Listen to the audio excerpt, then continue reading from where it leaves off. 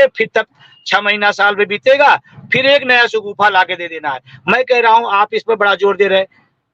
हमारा ये नहीं है, जो सर्वे आ रहे हैं, जो बजट है, शिक्षा पर 7% की कटौती, शिक्षा पर आप मद घटाते जा रहे हैं, कटौती करते जा रहे हैं, और आप रोल मॉडल बनाएंगे, फिर वो होगा, फिर ग्राम पंचायत लेवल पर उसमें एसी चलने लगेगी, फिर उसमें सीधे वो बुलेट ट्रेन आएगा, वो टीचरों को वहां तक प्राइमरी को उस तक ले जाएगा।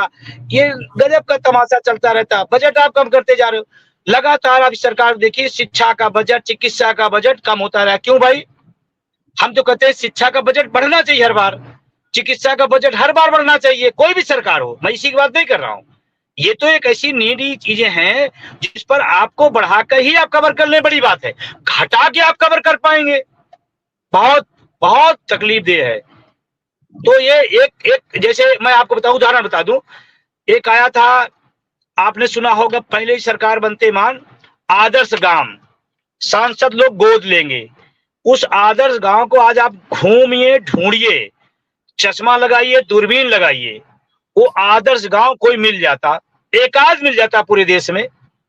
लेकिन ऐसे उस समय विज्ञापन आया था जैसे लगता है गांव सब बिल्कुल स्वर्ग हो जाएगा। उसी टाइप का एक शगुफा ये भी है।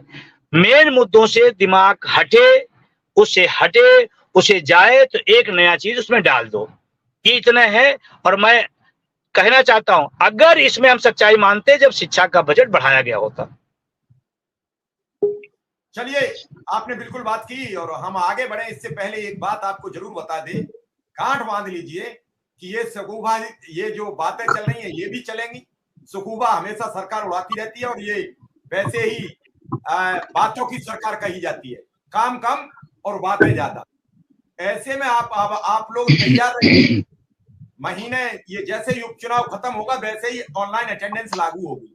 मेरी बात को नोट करना, तैयारी करना, इससे आप नहीं बचोगे। ये बात बिल्कुल शिद्दत से समझ लीजिए। विनय जी के पास पहुंचूंगा। विनय जी, बंधु जी कह रहे हैं सरकार माहौल में तनाव पैदा करती है, नए मुद्दे ले आती है, पिछले मुद्दे भूल जाती है।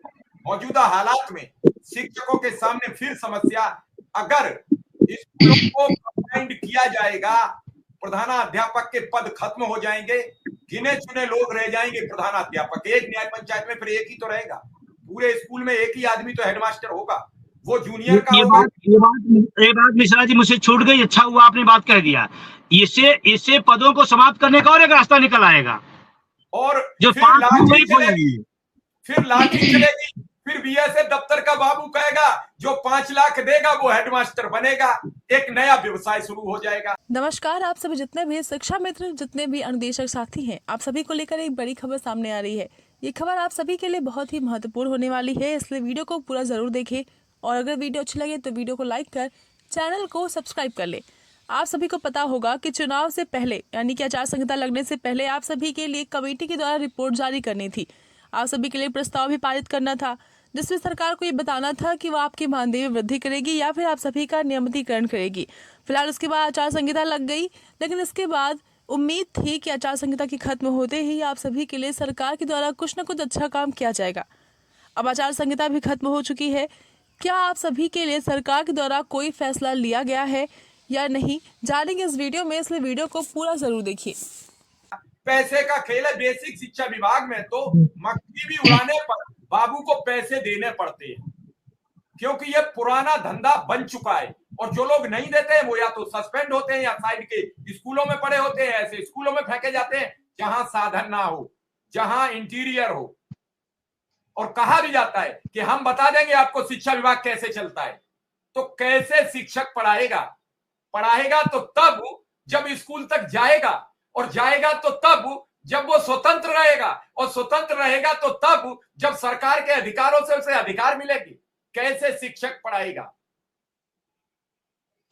मिश्रा जी, जो आज एक नया टॉपिक मैंने पढ़ा, कई ग्रुपों में वायरल हुआ कि सरकार कुछ दिन पहले एक सूचना हम लोगों से मांगी गई थी कि जिन विद्यालयों में 3 एकड़ के आसपास जमीन है, उसके या उसके आसपास की सरकारी जमीन, उनका डाटा मांगा गया था।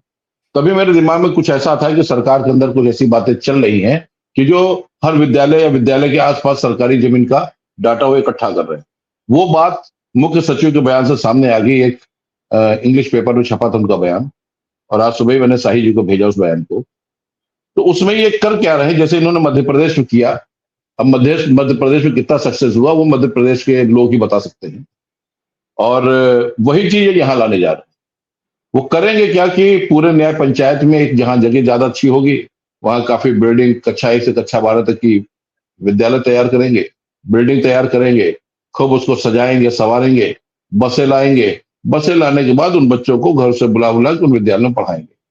मगर हमको समझ नहीं आता है कि जो ये नीति बनाते हैं, ये नीति निर्माता हैं, इनको कम से कम एक बार उन गांवों में जाकर, उस जगह पर जाकर जहां पर जाने का रास्ता नहीं है, जहां पर अभी तक सड़कें गांव में पक्की हुई नहीं है, जहां पर आज पानी इतना भर जाता है कि आपने देखा था अधिकारियों की भी गाड़ी फंस जाती है, जहां कोई साधन नहीं है, जहां पर बच्चे, अब जैसे धान रोपाई का समय चल रहा है, लाख हम लोग चाहें कि बच्चे विद्यालय आ जाए तो बच्चे विद्यालय नहीं आ रहे। कई ऐसे गरीब घरों के बच्चे हैं कि उनके परिवार के ही लोग, माँ बाप लड़ने को आ जाते हैं, उनके परिवार के लोग कहते हैं कि भैया यही टाइम है, 50 रुपए हमको घंटा का मिलता है, और बिटिया जाते हैं रोपाई करने के लिए खेतों में।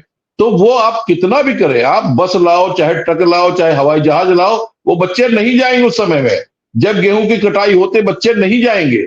ये तो विद्यालय तब बनाए गए थे कि जब गरीब बच्चों को, गांव के बच्चों को, जो पुरसा हाल नहीं था, उन बच्चों को अच्छी शिक्षा देना कि वो भी शिक्षित हो जाए। याद कीजिए पुराने समय में जो परंपरा थी, कोई इंफ्रास्ट्रक्चर था नहीं, उस समय भी क्लासेस होती थी, उस समय पेड़ के नीचे बच्चों को बैठाला जाता था।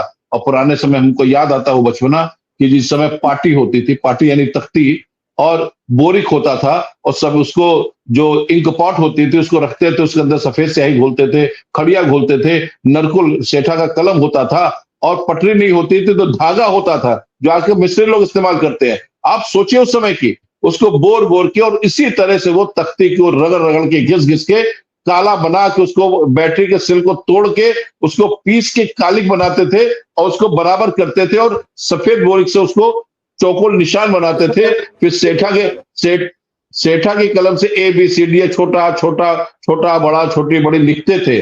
कितनी मेहनत करते थे केवल जरा से लिखने में। ये दुर्दशा तो हम ही लोग की है ना कि बच्चा पैदा नहीं हुआ तो उसके हाथ में कलम पकड़ा दी गई। अब ये स्थितियां की जा रही हैं उन गरीब बच्चों को जिनको 2 जून की रोटी नहीं मिलती, जिनको MDM ना मिले तो सुबह का भोजन उन बच्चों को नहीं मिलेगा। उन बच्चों को कैसे विद्यालय तक बसों द्वारा पहुंचाया जाएगा? कौन सा उन्होंने रास्ता निकालने पहुंचाया जाएगा? यह निश्चित मानिए कि जो योजना है बना जरूर रहे हैं और इनकी जो सोच है वो सोच आप भी जानते हो, हम भी जानते हैं कि बड़े बड़े धन्ना सेठों के मार्फत इनको लाभ पहुंचाना, उनको देना, और धीरे धीरे जो अभी बंधु जी ने कहा, आपने भी जिक्र किया कि जो हेडमास्टरों के पदों को खत्म करना। अब उस इंटर कॉलेज में एक प्रिंसिपल होगा, उसके सहारे कक्षा 1 से कक्षा 12 तक चलेंगे।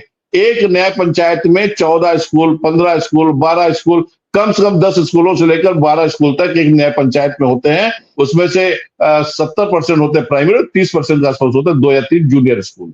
इतने स्कूलों में इतने प्रधानाध्यापक के पद है। अब उसमें स्थितियां क्या बनेंगी?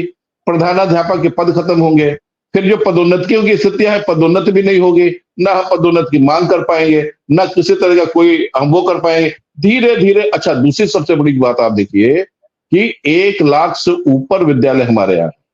जरा ध्यान देने की बात है कि हम इन विद्यालयों में कितनी जमीन है, अरबों रुपए की जमीन है। जो मिश्रा जी मैं कह रहा हूं आप समझ रहे होंगे, मैंने 2 ही लाइन कहा है, अरबों रुपए की जमीन है इन विद्यालयों में। और इस पूरे न्याय